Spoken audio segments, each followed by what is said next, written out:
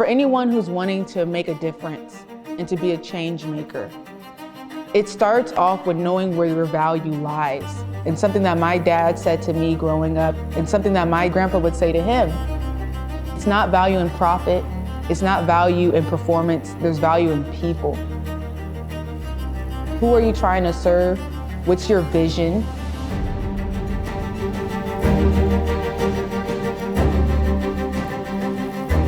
The vision of the facts has sustained, and the vision in respect of my grandfather, 30 years have passed, people still talk about him like he's here today.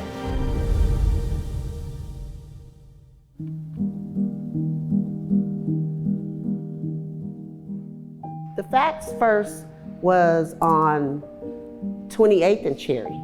And it was Mr. Gray and his wife, they had a real estate and they owned that building. When the office was on 28th and Cherry, I can't really remember the customers and all that, but I remember being the runner when we moved over on Martin Luther King and Cherry.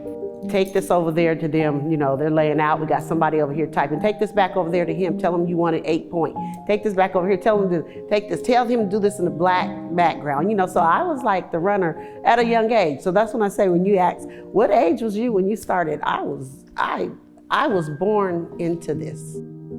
Every Tuesday of my life has been a deadline. Every Tuesday. The job on Tuesday is not done until the job is done. Always, to this day.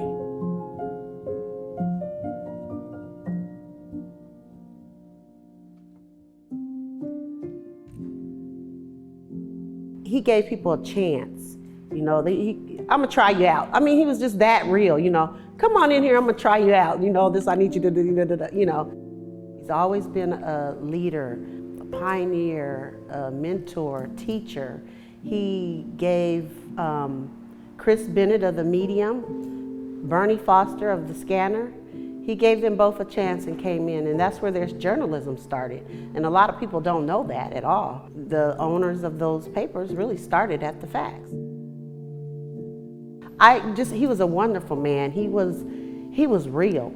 He was nothing phony about him. To this day, I can be out and they tell me, your dad, I remember when I used to deliver the papers and he would say, you guys come back with the money, and he said, we come back with the money. Every time he just let us leave with the money, But yeah, my dad was, he was a giant.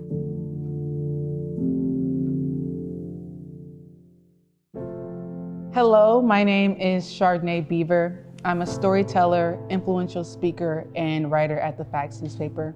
And where I begin in the Facts history really starts with my dad.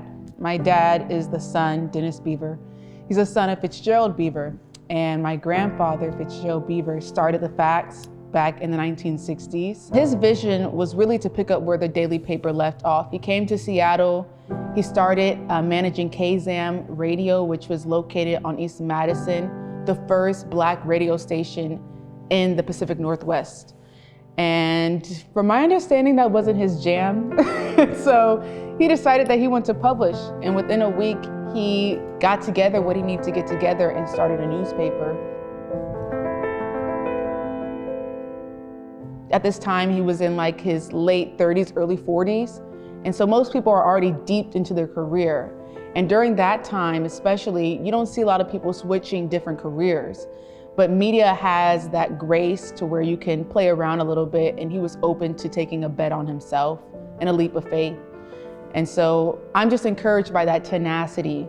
I originally started speaking, never thought of writing, and here I am writing. And so just taking those leaps and seeing how that mode invites a chance for connectivity.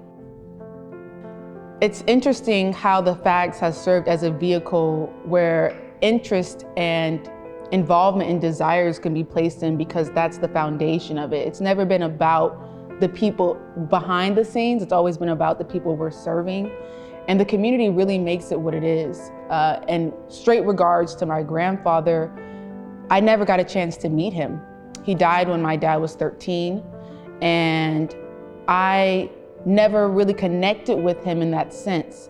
And now writing, I have a chance to connect with his legacy, but also his intended vision.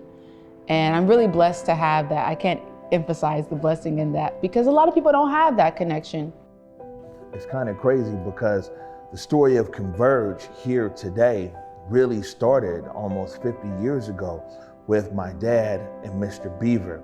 My dad used to be a staff photographer for the Facts, but like he always dreamed of having a photography studio right here in Seattle.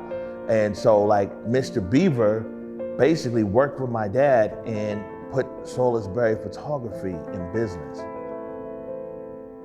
Converge Media is here today standing on the shoulder of giants that came before us, of Mr. Beaver and legacy of the Facts.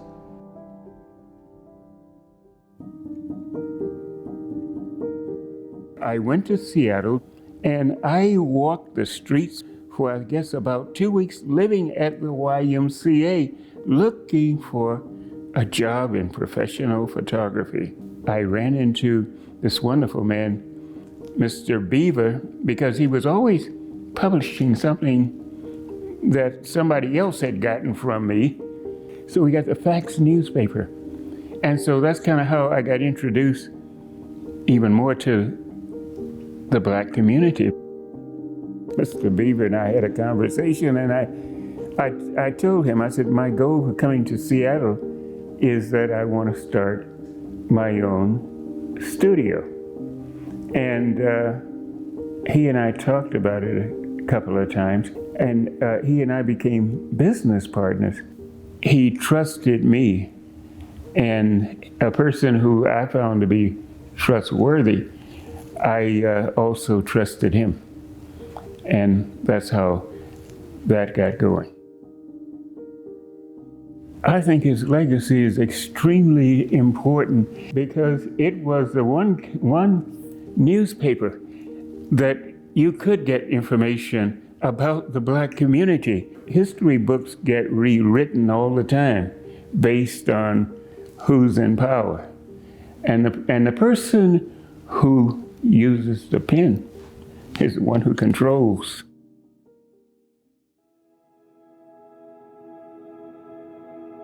So, man, the Facts newspaper, that was, for us, it was more important and more impressive to be in the Facts newspaper than to be in the Seattle Times. If your team got a picture in the Facts from playing Little League football, you was running around trying to snatch up all the Facts newspapers so you could show everybody, run over to all your family's house like they hadn't seen the Facts already. That was one thing that you knew everybody saw.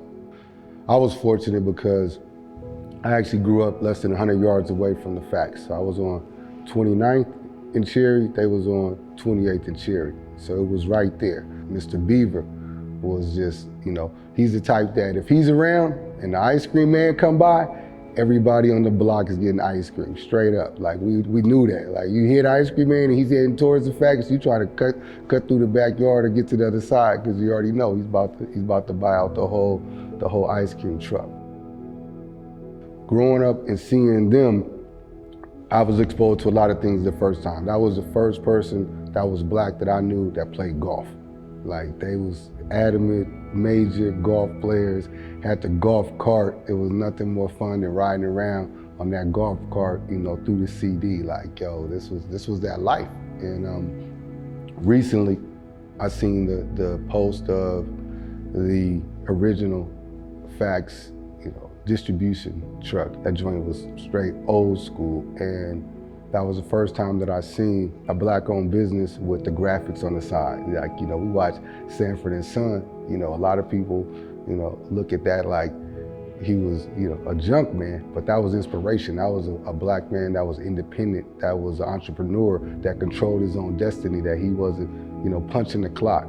That was the first real up-close exposure that I got to entrepreneurship. A lot of what I've done over the years has been multimedia, graphic design, layouts, printing magazines, producing magazines. All those were influences that was from being around the Facts.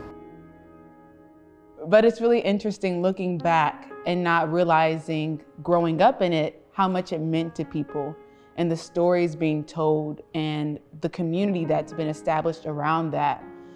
the sacredness of the facts and how generations can mark even their family line through the facts because it centers our experience, the Black experience here in Seattle, and also bridges communities between BIPOC places as well. So I'm really blessed to be a part of it. I feel like when you're in it, you may not be able to see it the same, but I've been able to grasp the vision.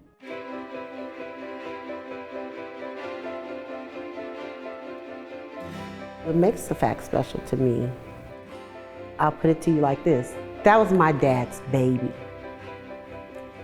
I was born into the media of my dad. He brought me into that all my life. That's all I know. You have a lot of community, a lot of businesses. I mean, all that play a part down to a person picking up a weekly newspaper. So my dad instilled it. It's just like I say, it was always based around Dad. At the same time, glad that we can be here to be a vehicle to the community to get their information out.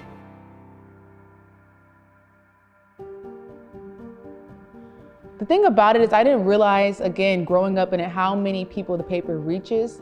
I received a letter from an inmate.